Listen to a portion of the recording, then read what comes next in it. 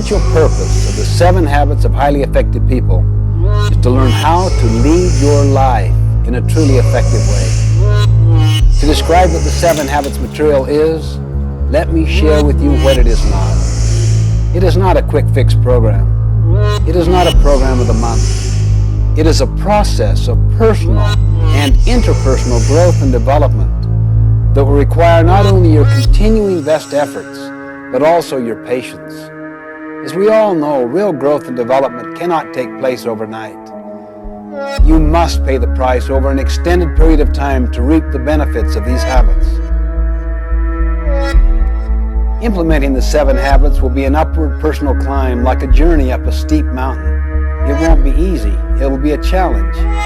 As you ascend the mountain, so to speak, with this 7 habits material, you'll become acutely aware of the loose gravel, the loose rocks in your life.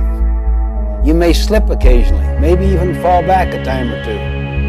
You will feel the gravity pull of old habits working against you. But I'll assure you, as you continue in your climb and endure in your efforts, you will begin to feel a level of exhilaration and of attaining entirely new heights in your life, higher and higher levels of effectiveness. By applying this effort, you can expect to increase your capacity to achieve your personal and professional goals and to develop better working relationships with your associates and all of your loved ones. In short, you can expect to become more effective. Let me suggest that the best way to get the most out of the 7 habits is to be very open-minded, to be open to self-discovery. Participate, really get involved. Look for ways to apply and to implement these habits in your life. You see, our habits form our character. You may have heard the quote, sow a thought, reap an action. Sow an action, reap a habit. Sow a habit, reap a character. Sow a character, reap a destiny. For our purposes, we will define a habit as the intersection of knowledge, skill, and desire. You see, knowledge is the theoretical component. That is the what to do and the why to do it. Skill is the practical side of how to do it. And desire is the motivation side, the want to do it. In order to make something a habit in our lives, we literally must have all 3 components. Habits are powerful factors in our lives. They constantly express our character.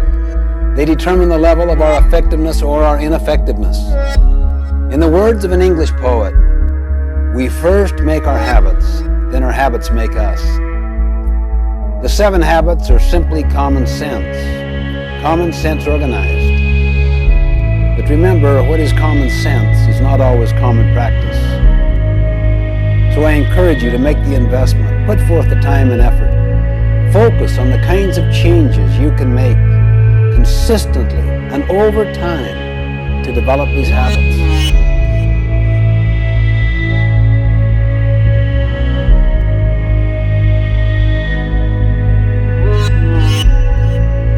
I wanted to study the success idea in America and how it evolved.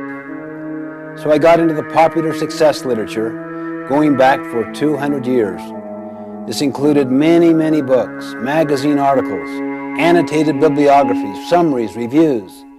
I literally tapped into thousands and thousands of sources, either directly or indirectly. As I worked, I started to sense a pattern. As soon as I sensed this pattern, I looked for evidence of it, and the evidence was everywhere. The basic finding was this. For the first 150 years, almost the entire focus of the literature was on character, on principles, on what we might call the character ethic. Attributes such as integrity, fidelity, courage, compassion, contribution, responsibility, justice. These findings became the basis for writing the 7 Habits of Highly Effective People. And then, because of many, many societal forces, the emphasis gradually shifted. In the early 1900s, particularly in the 20s and the 30s, away from the character ethic to what we might call the personality ethic, which focused more on techniques than on principles. You are probably familiar with many books that illustrate the literature of the personality ethic. They basically deal with how to take care of yourself, how to look good, how to dress in particular ways, how to create the right image. In other words, the personality ethic focuses on how to appear to be rather than on how to actually be. Many of these techniques have real merit. However, if they don't have their roots in the character ethic, if they don't have their roots in principles, they won't have the power to create enduring effectiveness. For example, what if people learn techniques of influencing others, but they're fundamentally duplicitous or deceitful in their character? What if they really wanted to use people to build their own economic success? They might develop smoothness in their relationships so that they can have their own personal ends achieved, money, fame, glory, whatever. They really couldn't care less about contribution or service, purpose, adding value, helping others. How much trust would you have in them? How willing would you be to follow them or to rely upon them when things get tough? You know, one time I had a student come to me and say, "How am I doing in your class?" I looked him in the eye and said, "You really know how you're doing, don't you? A lot better than I do. How are you doing?" And he kind of looked down squeamishly.